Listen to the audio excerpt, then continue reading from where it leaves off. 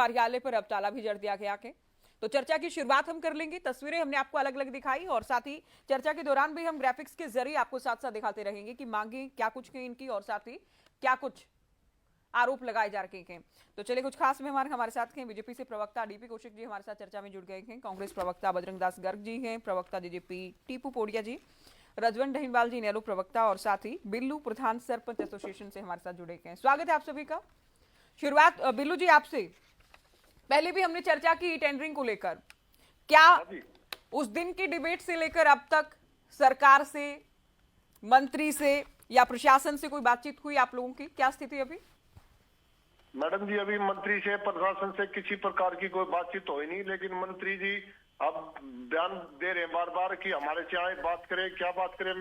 हमारा तो एक ही काम है कि टेंडरिंग और राइट टू रिकॉल को वापस ले लो और यही बात करनी है, और हमने वहां के क्या बात करनी है इनसे। अब उनके सौर बदल रहे हैं, लेकिन हम उनके जब तक वो माफी नहीं मांगेंगे और ये दोनों वापिस नहीं लेंगे ई टेंडरिंग को और राइट टू रिकॉल को, तब तक कोई वो नहीं आंदोलन वापिस होगा।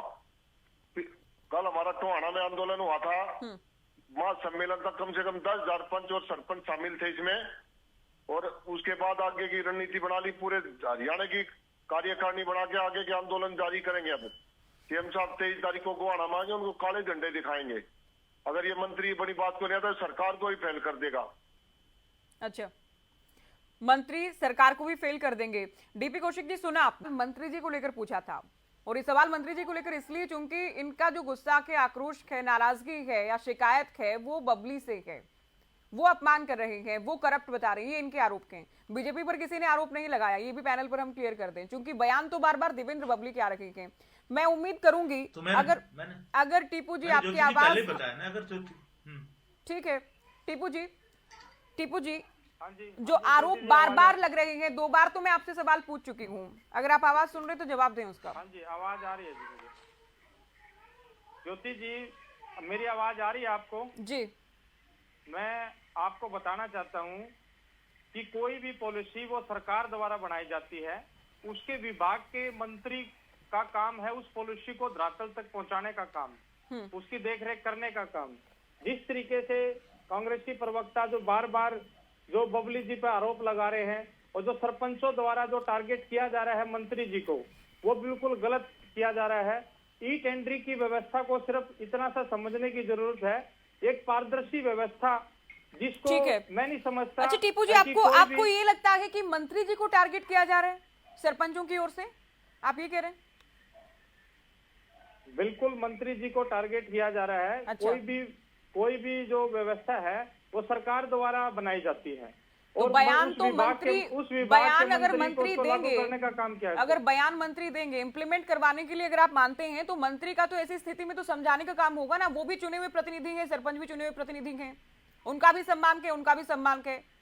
करप्ट विधायक भी हो सकते हैं, करप्ट मंत्री भी हो सकते हैं, सरपंच भी हो सकते हैं। ये सरपंचों का कहना है, जो एक एक शब्द मैंने कहा ये सरपंचों का कहना है। ज्योति जी, अब अगर उनका काम है समझाना या सरकार की योजनाओं को, नीतियों को लेकर जाना उस वर्ग तक जिसके लिए वो है वो फैसला, तो वो समझाएंगे या फिर भड़काएंगे अपने बयानों से? ज्योति जी, ना तो किसी को भड़काने का काम किया जा रहा। एक डिजिटलाइजेशन जो व्यवस्था जब बनाई जाती है तो वो ट्रांसपेरेंसी के लिए बनाई जाती है। अगर किसी को हम ट्रांसपेरेंसी के लिए हम काम कर रहे हैं, कोई काम करने से नहीं रोका जा रहा भाई, किसी भी सरपंच को कोई काम करने से नहीं रोका जा रहा। आज हरियाणा प्रदेश में हमारी माताएं बहनें भी सरपंच बनकर के आई है। आज जो हमारा जो सरपंच है वो शिक्षित, आज कंप्यूटर चलाना जानता है, ऑनलाइन व्यवस्था को समझता है। किसी को काम रोका नहीं जा रहा। सिर्फ इतनी बात कही जा रही है कि 2 लाख तक का कार्य बगैर किसी टेंडर के किया जाएगा। अगर इससे ज्यादा अमाउंट में अपने कार्य करवाना है तो 3 लाख से 25 लाख तक का कार्य है वो एसडीओ द्वारा अप्रूवल किया जाएगा। उससे ज्यादा अगर आपने करवाना है तो एक्शन द्वारा, एससी द्वारा, तो चीफ इंजीनियर द्वारा, मंत्री विभाग द्वारा।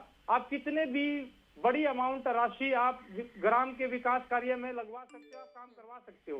सिर्फ व्यवस्था को ट्रांसपेरेंट किया जा रहा है। और दूसरी चीज मैं आपको एक स्पष्ट कर देना चाहता हूँ आपके चैनल से माध्यम से, माननीय उप मुख्यमंत्री दुष्यंत चौटाला जी ये स्पष्ट कर चुके हैं भी अगर इस व्यवस्था में कहीं पर भी कोई लगता है कि कोई बजट लैप्स हो रहा है या कोई किसी काम की मंजूरी में कोई देरी हो रही है तो इस पर पुनर्विचार किया जा सकता है। तो इस चीज को इतना फ्रस्ट्रेशन इशू ना बना करके किसी एक व्यक्ति विशेष पर मंत्री का विरोध करना उचित नहीं है। तो एक हाथ से तो ताली नहीं बजी होगी ना कि मंत्री को ही टारगेट किया जा रहा है। क्या आप उनके बयानों को बिल्कुल अनसुना कर रहे हैं या आपने उनके बयानों को नहीं सुना? उनके बयानों को बिल्कुल ये जो सुना। आप जो डिप्टी सीएम के बयान का हवाला दे रहे हैं यहाँ पर, वो मंत्री जी भी तो उन्हीं शब्दों में, उसी भाषा में बात कर सकते हैं ना, उसी शैली में बात कर सकते हैं कि अगर कोई दिक्कत परेशानी हुई, खामी हुई, जो कि डीपी कौशिक जी भी कह रहे हैं, बीजेपी प्रवक्ता भी बार बार कह रहे हैं, अगर कोई बात हुई तो उसमें बदलाव भी संभव किया जा सकता है, या विचार हो सकता है आने वाले दिनों में। मंत्री जी अपने बयान में स्पष्ट उनका एक बयान आपने सुना होगा कि किसी वहम में मत रहना, अगर गांव ने लिख के दिया, ग्रामीणों ने लिख कर दिया तो फिर से चुनाव करवा देंगे। वो राइट टू रिकॉल की सरपंचों का कहना है कि धमकी दे रहे हैं मंत्री जी। देखो, राइट टू रिकॉल एक व्यवस्था है, उसको धमकी ना समझे भाई। जननायक जनता पार्टी ग्रामीण अंचल से जुड़ी हुई पार्टी है और सरपंचों को मजबूत करने की उसकी नीयत सदा से रही है। अच्छा। और आप इस तरीके से अगर कोई डिजिटलाइजेशन व्यवस्था या कोई पारदर्शी व्यवस्था का विरोध करेगा तो मैं नहीं मानता कि वो उचित है। आप ये मानते हैं कि मंत्री जी जो बयान दे रहे हैं वो उचित हैं, उनका जो विरोध किया जा रहा है पूरे प्रदेश में वो गलत है ना?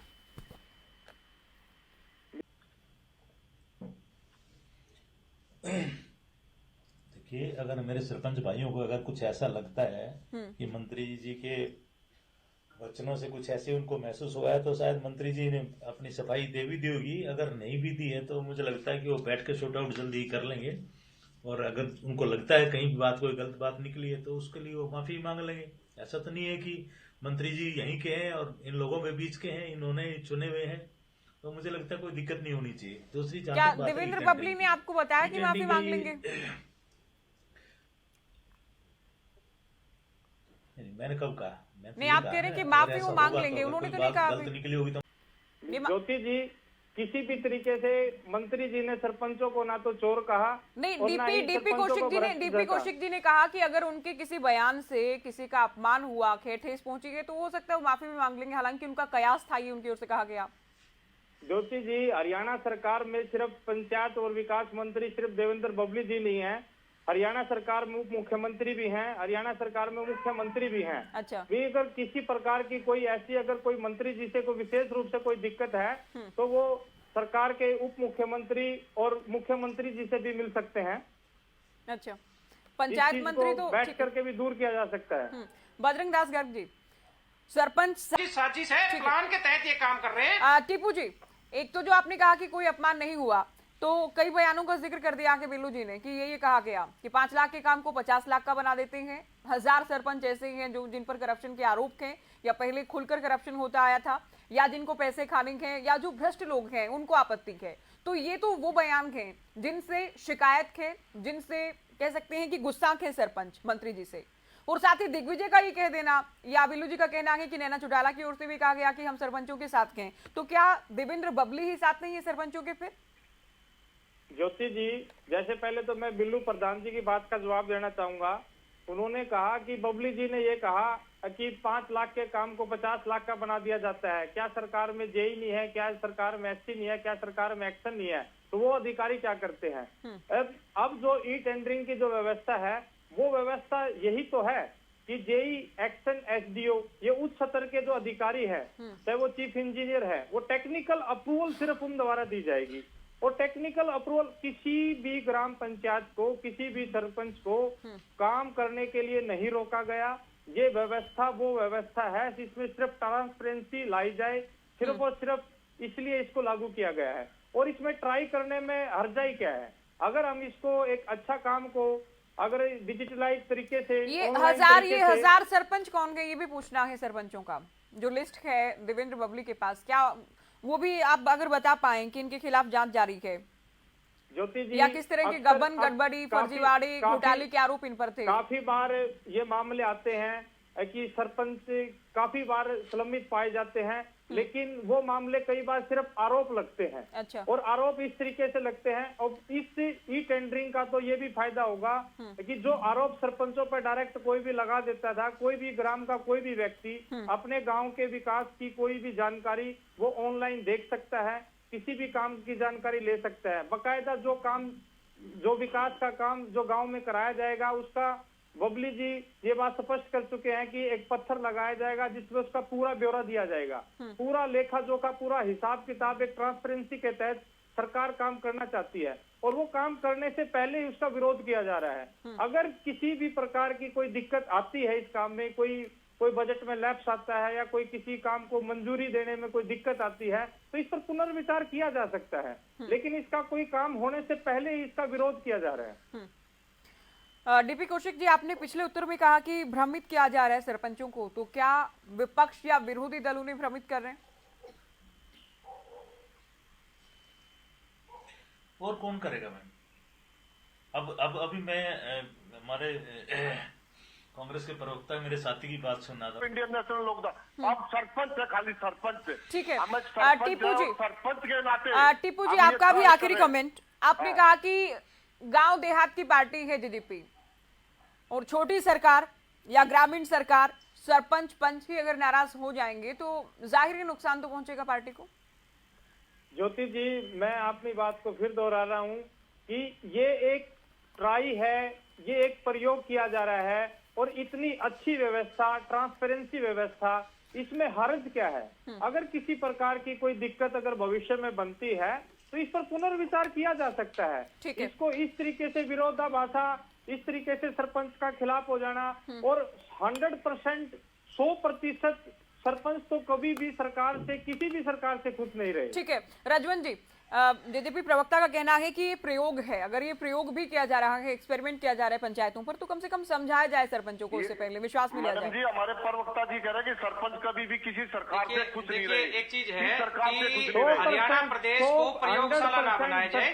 बीजेपी और जेजेपी दोनों के प्रवक्ताओं से मेरा निवेदन है, सरकार से निवेदन है कि हरियाणा को प्रयोगशाला ना बनाया जाए। इससे पहले ऐसा कोई भी एक भी काम नहीं है जहां पर सरकार ने प्रयोग करके ना देखा हो। सरकार ने हर जगह प्रयोग करके देखा है और वो प्रयोग इनका विफल रहा है और सरकार को बैकफुट पे आना पड़ता है। आज सरकार अगर जल्दी इनकी बात मान जाएगी तो गांव का विकास भी शुरू हो जाएगा, जनता भी जो आज उम्मीद कर रही है कहीं ना कहीं उनका विकास हो जाएगा। हाँ, 2024 की जनता जरूर इंतजार कर रही है, 2024 में जनता इनको जरूर सबक सिखाने का काम करेंगे, तब तक अपनी जो भी लिपापोती करना चाहिए। प्रयोग वाली बात तो डीपी जी नहीं, गलत जेजेपी प्रवक्ता का कहना है कि सरकार ने प्रयोग किया गया। मैंने तो उनकी बात मैं तो कहे नहीं प्रयोग करें। जेजेपी प्रवक्ता जेजेपी प्रवक्ता कह रहे हैं प्रयोग किया गया है। अरे हमने टेंडिंग की तो प्रयोग अच्छा है हरियाणा को। एक ट्रांसपेरेंसी जेजेपी का कहना है कि ये प्रयोग है, बीजेपी कहती है कि प्रयोग है। ट्रांसपेरेंसी लाना है ये ऑनलाइन व्यवस्था का बनाना क्या गलत है? किस लिए बताइए? आप इनकी बात थोड़ी सुनेंगे। सरकार को अपना काम करना, सरकार ग्राम पंचायत में विकास, ग्राम पंचायत में विकास कार्य का 1 रुपए का हिसाब देना। बहुत शुक्रिया आप सभी का, बहुत शुक्रिया आप सभी का। चर्चा जुड़े तो हमने